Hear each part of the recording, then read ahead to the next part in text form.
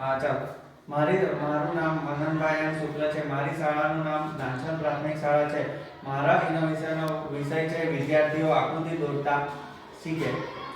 હું જ્યારે પણ મારી શાળામાં આવ્યો ત્યારે મેં ઘણા ટાઈમ જોયું કે વિદ્યાર્થીઓ એકમ કસોટી હોય, ત્રિમાસિક કસોટી હોય કે સત્રાંત કસોટી, વિદ્યાર્થીઓ આકૃતિ દોરતા ન હતા. અમુક વિદ્યાર્થીઓ આકૃતિ દોરતા હતા, અમુક દોરતા હતા તો બોલપેનથી દોરતા હતા, અમુક પેન્સિલથી પણ જેવી તેવી આકૃતિ દોરી દેતા હતા, અને અમુક આખું વિદ્યાર્થીઓ આકૃતિ દોરવાનું કહેતા બેસી રહેતા હતા અને દોરતા જ ન હતા. ને અમુકનો પરીક્ષામાં પણ આકૃતિઓનો જે કંઈ સવાલ હોય એ કોરો જ રહેતો હતો, લખતા જ નહોતા. એટલા માટે મને થયું કે મારે આ વિષયમાં પ્રયત્ન કરવા જોઈએ, કેમ કે વિજ્ઞાન વિષય એવો છે જો તમને આકૃતિ દોરતા આવડે તો તમે આગળનું તમામ પ્રશ્નોના જવાબ પણ આકૃતિ પરથી લખી શકો. ધારો કે હૃદયની આકૃતિ આપણને આવડે તો હૃદય વિશે કોઈ પણ પ્રશ્ન પૂછાયો તો એના વિશે આપણે એની રચના, એનું કાર્ય એના પરથી આકૃતિ પરથી જ આપણને આવડી જાય અને આપણે સરળતાથી આખું એ વિષયનો જે જવાબ છે તે લખી શકીએ. એટલા માટે મને થયું કે મારે આ વિષય પર પ્રયત્ન કરવા જ જોઈએ કે વિદ્યાર્થીઓ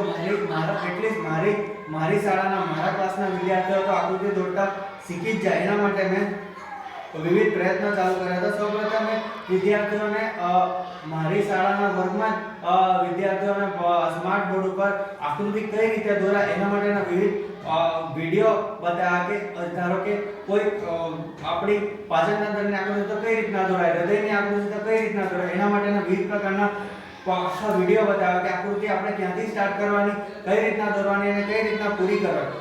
ત્યારબાદ આ રીતના પ્રેક્ટિસ કરાય. ત્યારબાદ મેં બીજી પ્રેક્ટિસ એ રીતના કરાય કે વિદ્યાર્થીઓને બોર્ડ ઉપર આકૃતિના વિવિધ ફોટોગ્રાફ બતાવ્યા અને આકૃતિ દોરવા કહેવું. એટલે આપણા વિષયમાં આવતી આકૃતિઓના ફોટો બતાવે ને તમે દોરો, એટલે એ રીતે ધીમે ધીમે એ લોકો આકૃતિ દોરતાની પ્રેક્ટિસ કરાય. ત્યારબાદ મેં વિદ્યાર્થીઓને વિવિધ પ્રકારના 3D મોડેલ જે આપણી શાળામાં અવેલેબલ છે, ધારો કે આંખનું મોડેલ છે, કાનનું મોડેલ છે, કે પાચન તંત્રનું છે, શ્વસન તંત્રનું છે, હાર્ટનું છે, આવા 3D મોડેલ્સ બતાવ્યા અને મોડેલ્સ જોઈને તમે આકૃતિ દોરવાનું કહ્યું. આ રીતનો પ્રયત્ન કરાયો અને પ્રેક્ટિસ પણ કરાવી. તેથી વિદ્યાર્થીઓ તેનાથી પણ આકૃતિ દોરતા શીખી ગયા. ત્યારબાદ મેં વિદ્યાર્થીઓને વિવિધ પ્રકારના પ્રોજેક્ટ આપ્યા કે તમે આપણી આકૃતિ છે, અમુકને ટોપિક આપી દીધા કે ચોપડીમાંથી તમે આ આકૃતિનું પ્રોજેક્ટ કાર્ય કરવા. ચાર્ટ પેપર પર સરસ મજાની આકૃતિ દોરો, એને સ્કેચ પેનથી કલર પૂરો અંદર અને સરસ મજાની આકૃતિ દોરો. આ રીતનું પ્રોજેક્ટ કાર્ય તો બધા વિદ્યાર્થીઓ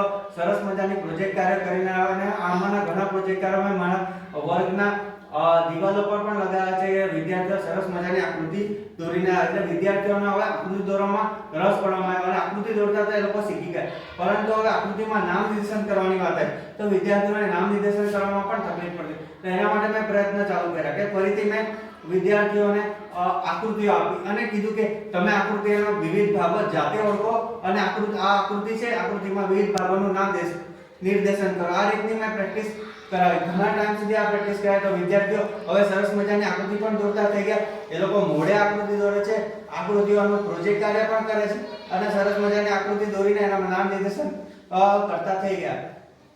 આ બધી પ્રવૃત્તિઓના કારણે મારી શાળાના લગભગ 70 થી 80% વિદ્યાર્થીઓ હવે જાતે આકૃતિ દોરે છે, આકૃતિઓમાં નામ નિર્દેશન કરે છે અને આગળ પણ મારો આ પ્રોજેક્ટ કાર્ય થયો છે. મારી શાળાના 100% વિદ્યાર્થીઓ આકૃતિ દોરતા શીખી જાય, એમાં નામ નિર્દેશન કરતા શીખી જાય.